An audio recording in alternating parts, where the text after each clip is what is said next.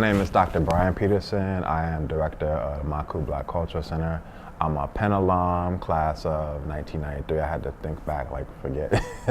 Class of 1993, engineering school. Also continued on at Penn, did my master's of education in 97 and finished my doctorate in 2014, also in education. My experiences at Penn, just thinking back, coming in as an engineering student, you feel very isolated at times, being one of just a few black males in many of my classes.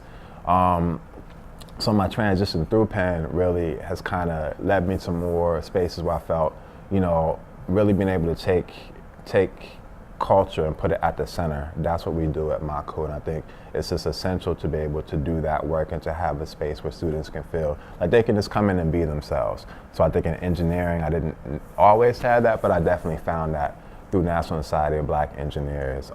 So my trajectory from engineering to student affairs is one that I really kind of want to highlight in my brief talk here, and really structure it in terms of a book I read maybe about 2 years ago called Opting Out, by a researcher, scholar who looked at two schools, Stanford and Berkeley, and basically looked at blacks and other students of color, and really found that there were particular spaces where we were overpopulated in terms of careers after college. So we weren't making it in the STEM fields. I think what really prompted her to do the research was she was out at Stanford and sort of saw the startup, just all of that kind of popping off, and we weren't there. We weren't in that mix at all. And she just really, questioned why was that. So, and to me, sort of the analogous parallel here is, you have a student who comes in pre-med, black male, black female, may come in pre-med,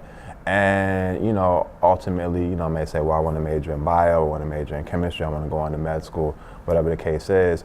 And then, 4 years later, you may end up, applying to TFA and doing something different, and maybe your connection to that initial pre-med aspiration is you're going to be a science teacher. And again, there's nothing wrong with that, nothing at all. But I think when we think about that term opt out, when you look at the root, it's really around choices, but you also look at, optics. It's about vision. So you can see the vision in terms of what you want to be, but if you don't see it reflected in the professional world, people who look like you who are doing those things, it's very challenging to just do it. You become a trailblazer, you become a pioneer. So that takes me back a little bit further to when we think about the history of blacks at University of Pennsylvania. So University of Pennsylvania was founded in 1714, but black presence didn't happen until 1869. The first black student was invited to Penn. Not as an undergrad, but as a graduate student. You had to prove yourself on the undergraduate level to then be admitted into graduate professional school. You could not say anything in the classroom. You could sit in the back of the room and, be there and soak up all this wonderful knowledge, but not participate in creating the knowledge because you weren't valued. So, fast forward another 90 years, and that's when we first start to see a black critical mass. And again, the space, University of Pennsylvania, was not really set up to support black students in the way that it's set up now, and still has work to do. But in those days, in the 1960s, early 1970s, even through the 80s, black retention rates were terrible. Black students didn't feel like they had a space on campus. They didn't feel valued. And there was no support mechanism to really understand, what factors do culture play, and how does that impact, not just here at the university, but nationwide in terms of how we view culture, how we view race, how institutionally there are different things that are happening that may not really fit, what a student is used to, how a student is going to feel accepted and feel like they're at place. So now in 2015, we have Maku, we have La Casa Latina, we have GIC, we have Center for Africana Studies, we have a Department of Africana Studies, we have all these different things on campus.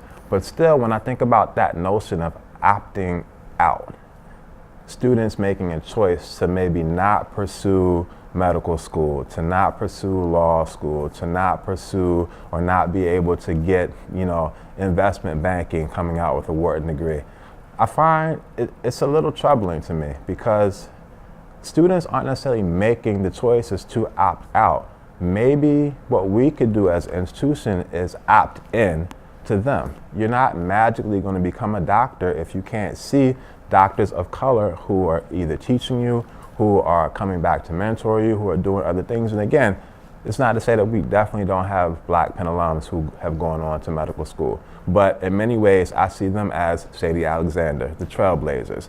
They're out there making a way when there's not really a whole lot of them to see and to emulate. So when I think about the next iteration of student support services and student development and the work that we do at MACU, I really think about how do we help the institution create pathways to opt into students so that we can create pipelines to help students become, this next critical mass of Blacks on Wall Street running things. We can create the next critical mass of Blacks who are going on to medical school, who are going on to whatever they want to do. And if they want to opt into teaching, if they want to opt into whatever they want to do, that's fine. But let's not think about opting out as always the onus on the students and always the student couldn't cut it, this student couldn't do that. Because in many ways we have to figure out how do we create the infrastructure to really help them feel like this is going to be something that they feel supported in doing, that they can do. And when we think about the pipeline of students who are coming into the University of Pennsylvania, we understand and we know and readily accept that we have students, there's a vast wealth gap, there's a vast social and cultural capital gap. There's all these different things that, in many ways, thinking back to the 1970s, 1980s, we didn't understand what the differences were then. It's the same thing today. We have to think a little bit more nuanced in how we address it and how we provide those services. So opting in, as an institution, I feel like that's what we need to do for our students, and that's what I hope that Penn's vast commitment to diversity and other institutions around the world. When we think about diversity, when we think about inclusion, we need to think bigger picture in terms of how we prepare students to really, take advantage and full advantage of all that university has to offer. So that's what I want to share with you all today. I hope this is helpful. Thank you very much.